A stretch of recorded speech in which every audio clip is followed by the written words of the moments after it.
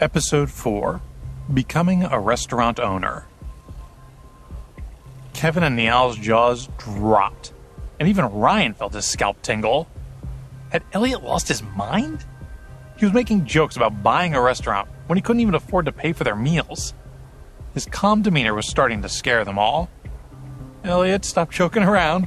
Let's hurry up and think of something. Niall was afraid that if this continued any longer, the restaurant would call the police, and their futures would be ruined. I'll call my mom right away and borrow some money. I'll pay the bill, Kevin pleaded, but Elliot gently held him back from making a call. Oh, so you want to buy the restaurant, is that it? That's enough nonsense. The waiter spoke into his headset. Security, we have a group trying to renege on their bill. Assistance requested. Got it. The security guards positioned around the room immediately started heading toward Elliot and the others. Elliot, this is your mess. Sort it out yourself. You're on your own, said Ryan as he watched the situation turn sour. He stood up from the table and hurriedly walked away with a gloomy face. If I don't leave, I might end up having to pay after all. Niall cursed after him loudly. You heartless dick! Elliot, you should run too. If you don't leave now, you'll end up in jail, Kevin urged desperately. I'm not leaving, replied Elliot. He laughed and said to the waiter, There's no need to call security. Get your manager to come over. I want to ask him about the profit margins on this place. You don't know when to quit, do you? I've seen a lot of people try to get out of paying a check, but I've never seen anyone keep up such a ridiculous pretense for this long. The waiter was so angry that he started laughing. While the waiter tried to gather his composure, Elliot took out his credit card and threw it on the table. The waiter froze and went silent. The expression on his face was fascinating, going from red to white in an instant. The exclusive card was issued only to specially selected super wealthy individuals. He'd only ever had one customer pay with one before. Kevin's jaw dropped and he mumbled to himself, Am I dreaming? Niall's eyes practically popped out of their sockets. He looked at Elliot in shock, his mind completely blank. After a pause, he finally spat out, Bro, you've been hiding this from us all this time? Call over your manager so I can talk to them about buying this place, Elliot repeated to the waiter, who still hadn't recovered from the surprise. Yes, sir, right away. He came to his senses and called over the manager. He explained what had happened. Having heard the details of the situation, the manager was extremely respectful and polite. For all he knew, this young, immature-looking man could be his future boss. Hello, Mr. Branders. It's a pleasure to have you dining with us this evening. I can't make decisions regarding the purchase of the restaurant, but coincidentally, the owner, Mr. Johnson, is here today.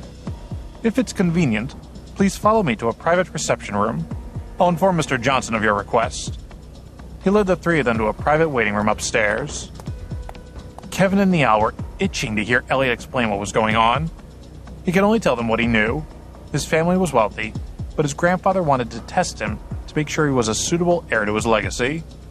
His friends listened eagerly, unable to contain their excitement. If Ryan knew about this, he'd be twisted up with envy and regret. Niall let out a long sigh. He was glad that he hadn't run away with Ryan. Otherwise, he didn't know how he would face Elliot, this rich and powerful young man. Kevin was excited and overjoyed for his friend. It's not just Ryan. If I were Kate, I'd probably poke my eyes out.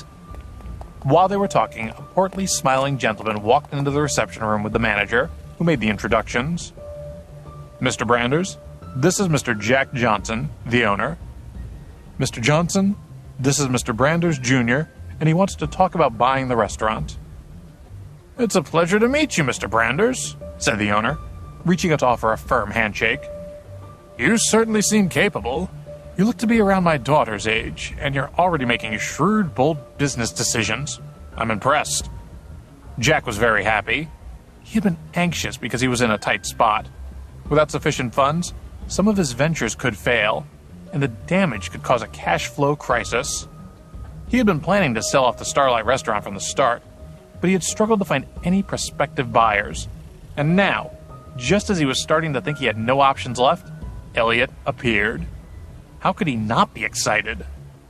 They made arrangements to meet the next day for Elliot to look over the restaurant's reports before making his final decision. A little later, when Elliot, Niall, and Kevin got back to the house, Ryan was surprised to see them happy, safe, and sound.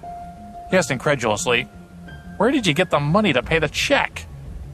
Niall was angry that Ryan had abandoned them, and he snapped, "Ryan, you have no idea how rich Elliot is. He's thinking of buying out the restaurant." Kevin also replied in a mocking tone, "It's a shame you left in such a hurry. You missed an awesome scene." "Fine, don't tell me what really happened," Ryan scoffed, believing they were bluffing. Elliot smiled and said nothing. Spending $2,000 had been enough to confirm Ryan's true nature. There was no need to waste any more energy on trying to stay in his good books.